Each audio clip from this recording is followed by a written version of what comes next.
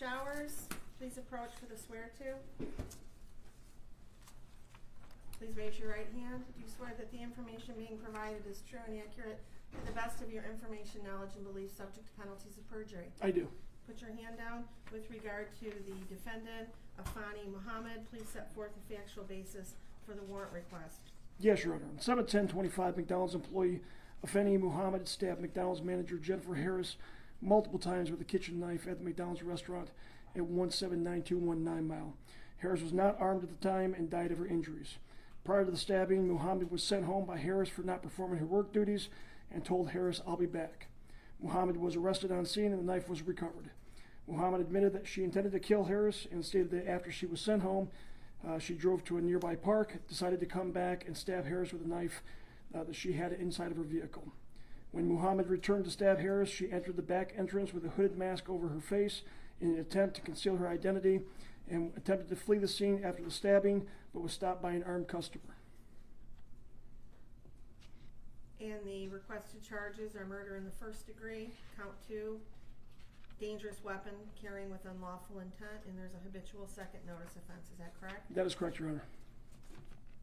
The warrant is being signed and we can proceed to arraignment. Thank you, Your Honor. Calling file number 25354, People versus Afeni Muhammad. Counsel appearances for the record, please. Good afternoon, Your Honor. Sean Haney, public on behalf of the people.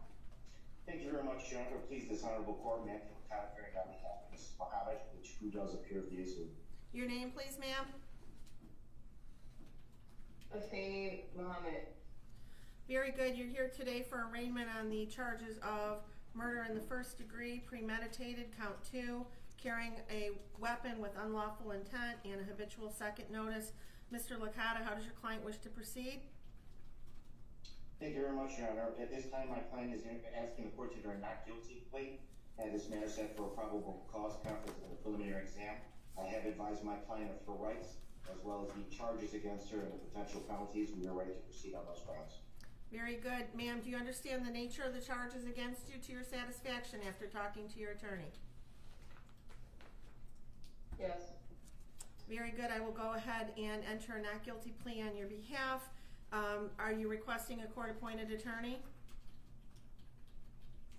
Yes. I will appoint an attorney to represent you. We'll set this matter for a probable cause conference on July 23rd, 2025 at 1 p.m. The preliminary examination will be on July 30th, 2025 at 1 p.m. As to bond, Mr. Licata? Thank you very much, Your Honor. Just briefly, my client is 26 years old, does live in the great city of Eastpointe. Your Honor, my client is a high school graduate. In fact, is actually was taking some online classes for college for a physical therapy degree. Your Honor, there are some disturbing facts in this particular matter, but there are facts that haven't been brought out yet, and my client is extremely anxious to have those facts brought to light during the pendency of this case. She was in an extremely abusive relationship that was not only mental but physical, that involved alcohol issues, which is where the habitual second stems from, and her prior record. Your Honor, my client is a helpful person. She's a giving person. She's actually is credited with saving a life because of a 60-year-old who had skin cancer that she may go to the doctor to find out that that's exactly what it was, and that person is doing extremely well right now.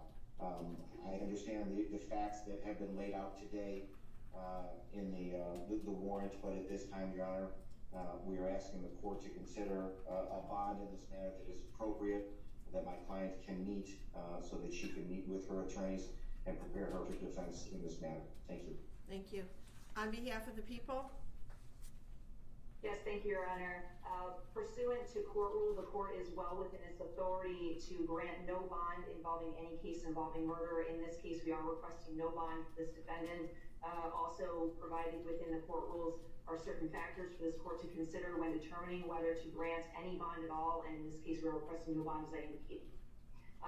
First of all, the court can consider whether or not this defendant is a threat to the community. She entered a public building with other individuals, other employees that were present. She produced a weapon that was a knife longer than 3 inches, and she stabbed the victim multiple times, up to possibly as many as 15 times, eventually causing her death. There were other employees that were present at the time, some of which attempted to help the victim after the stabbing occurred. That alone is enough to show that there is a threat to the community.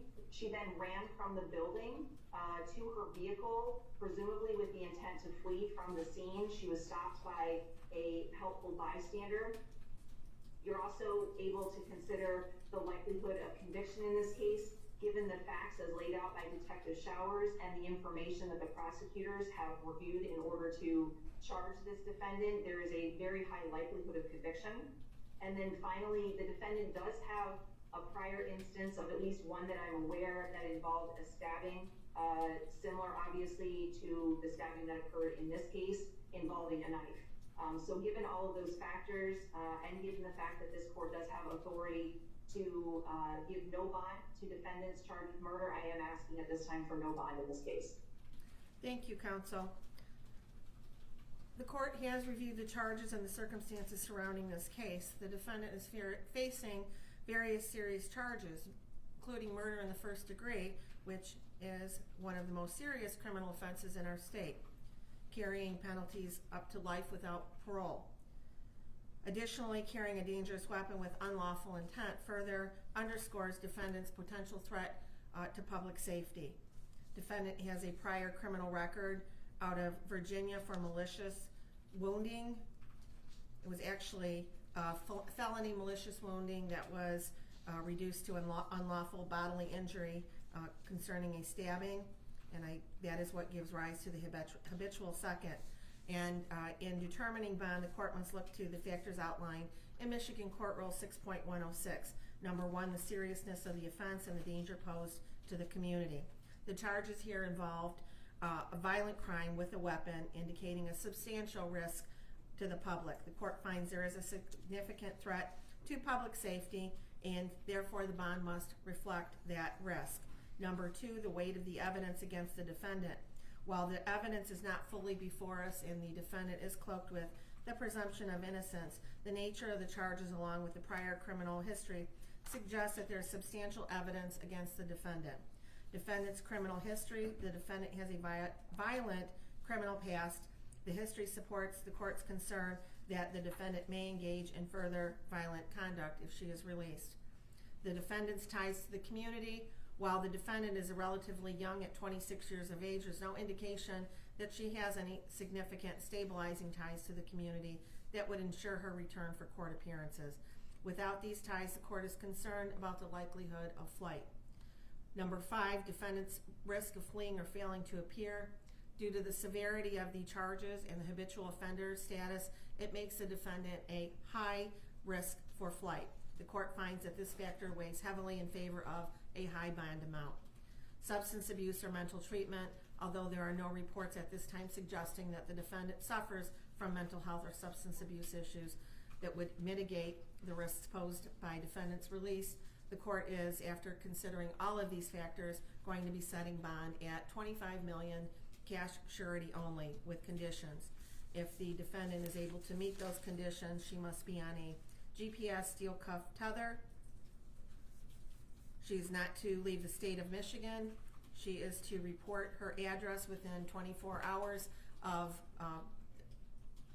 she must report any change of address within 24 hours. There would be stringent daily contact with community corrections as to her whereabouts. She also would be required to have alcohol and drug testing as condition of her release. There would be no contact with the family of the decedent, any witnesses. She is not to return to McDonald's. And if she is unable to post the $25 million bond, she will remain in custody pending further proceedings. And that concludes this matter for today. We will see you back here, ma'am, on July 23rd at 1 o'clock for your probable cause conference. Thank you. Thank you, Your Honor. Thank you very much, Your Honor.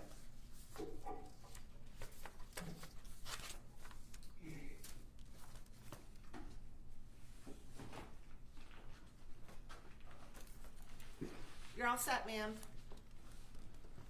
Okay.